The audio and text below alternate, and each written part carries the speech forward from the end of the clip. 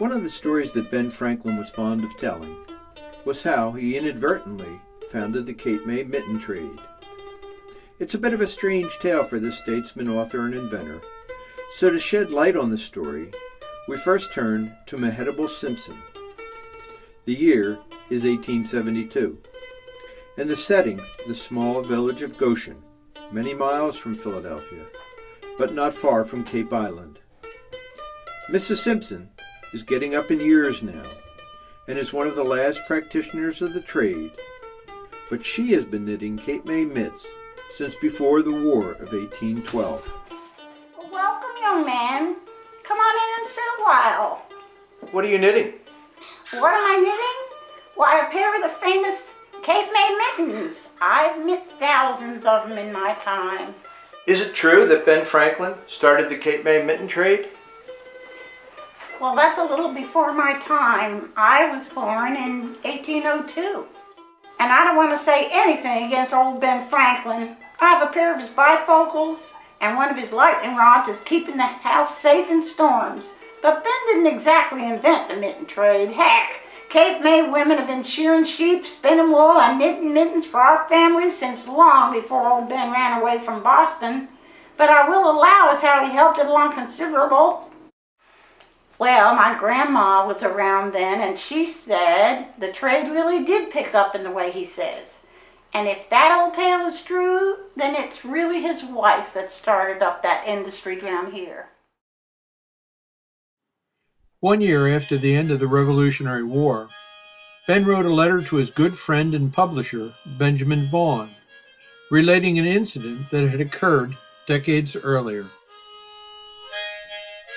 The skipper of a shallop employed between Cape May and Philadelphia had done us some small service for which he refused to be paid. My wife, understanding that he had a daughter, sent her as a present a new-fashioned cap. 3 years after, this skipper being at my house with an old farmer of Cape May, his passenger, he mentioned the cap and how much his daughter had been pleased with it. But, says he, it proved a dear cap to our congregation. How so? When my daughter appeared in it at a meeting, it was so much admired that all the girls resolved to get such caps from Philadelphia. And my wife and I computed that the whole could not have cost less than £100. True, says the farmer, but you do not tell all the story. I think the cap is nevertheless an advantage to us, for it was the first thing that put our girls upon knitting worsted mittens for sale at Philadelphia, that they might have wherewithal to buy caps and ribbons there. And you know that that industry has continued and is likely to continue and increase to a much greater value. Upon the whole, I was more reconciled to this little piece of luxury, since not only the girls were made happier by having fine caps, but the Philadelphians by the supply of warm mittens. Ben Franklin was apparently very proud of his part in starting the Cape May Mitten Trade, as his claim was repeated in newspaper accounts for decades after his death. This cottage industry was such an important part of the local economy that in the year 1758, prominent local merchant and landowner Jacob Spicer listed mittens as the county's fourth largest export, right behind oysters and ahead of cedar lumber. Throughout the 1760s, merchant James Cochran kept a ledger containing the accounts of his customers. Of those, approximately 262 accounts, 123 customers paid at least part of their bill in Cape May mittens, and 100 of the account holders were women. This cottage industry was strictly a labor of women and girls who traded their mittens for a large assortment of goods, mostly textiles, though also luxury items such as ribbons, combs, and a few silk handkerchiefs. We dearly loved our caps and lace. You may have to remember we were living close to the land down here in Cape May County. Work was hard and there wasn't much time for finery, but us women do love a bit of fancy, and I guess Ben Franklin got us started along that way. Tell us a little bit about yourself, Mrs. Simpson. Oh, Sonny, call me Hetty.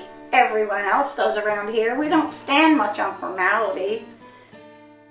Well, I was born in 1802 to Papa's second wife, Amy Smith, after his first one died. My childhood was a good one. We lived on the edge of Goshen, and I have many good memories of my family. In those days, we grew or raised most of our own food. With the addition of the clams, oysters, and wild game that my father and brother brought home, we didn't have a lot of hard cash, but we lived good down here. Well, now I'm a little past 70, and I lost my father and my brother to the sea. My mother and one sister are gone. There's just me and my sister Maria, and my only child, Eliza, of course. Hetty, do you remember the War of 1812? Of course I do. The British were raiding up and down the coast. They came to local farms to take our cattle and grain. Our mariners would patrol the coastline and watch for British ships. I remember there was a skirmish that took place off the bay, off Town Bank. Those were scary times for folks around here. Hetty, what about storms? Well, let me tell you about the September gale of 1821. That storm hit us like the heavens were just angry with us. I was just married then and about to have my child, and my first husband, Sam Wade, carried me through waist-deep water to reach high ground. The wind was blowing fierce, and the bay and the ocean began to meet as the tide rolled in. There wasn't much land in all of Cape May County that wasn't covered by the sea. Hetty, you're really moving fast on those mittens. When did you start making mittens? I learned at my mother's knee and was selling mitts at home store to help out the family, and also to buy ribbons and such for myself. My sister Maria and I used to see who could make the most mitts, and I usually won because I was 2 years older. We would build up a pile and then take them to the store to do business. The store was full of bonnets and ribbons and fancy buttons, all the stuff to turn a young girl's head. Most of what we made went to help the family, but sometimes there was a little left over so we could get something fancy. Those mittens really helped women get independent. Hetty, have you lived your whole life in Cape May County? That is a funny thing. A lot of people think we were simple country folk, never left the county. But since many of our men were mariners, quite a few owned their own vessels, many of the folks from the county made it up to Philadelphia at one time or another. Pretty much every creek along the bayside and seaside had its own dock. After my first husband died, I married Sam Simpson, and we went to Philadelphia to start a new life. We ran a tavern on the corner of Front and Green Streets.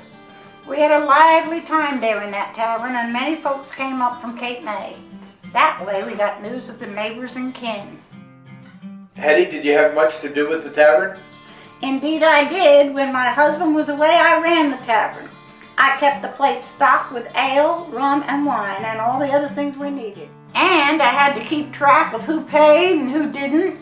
We were paid in cash, but also bartered all sorts of things.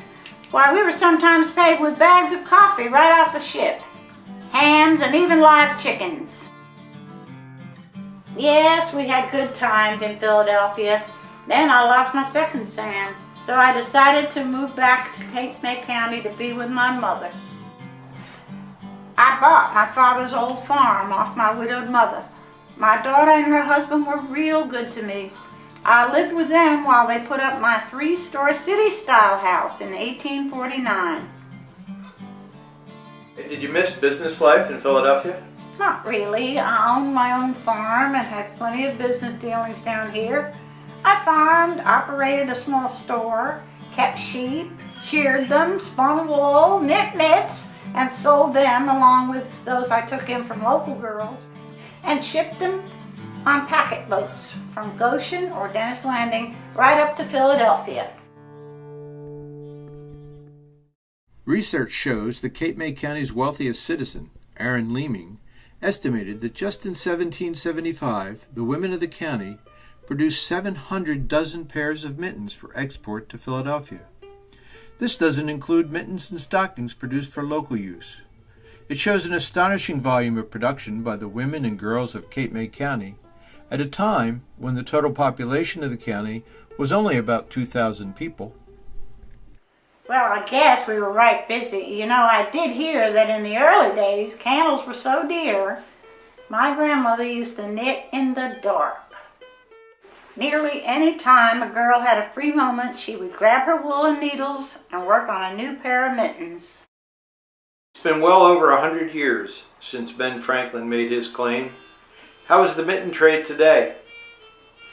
Not too good, let me tell you. Those woolen mills up in New England are churning out machine-made mitts by the ton. Their work is not nearly as good as ours, but they are cheaper, and that makes it hard for us to sell our knit goods.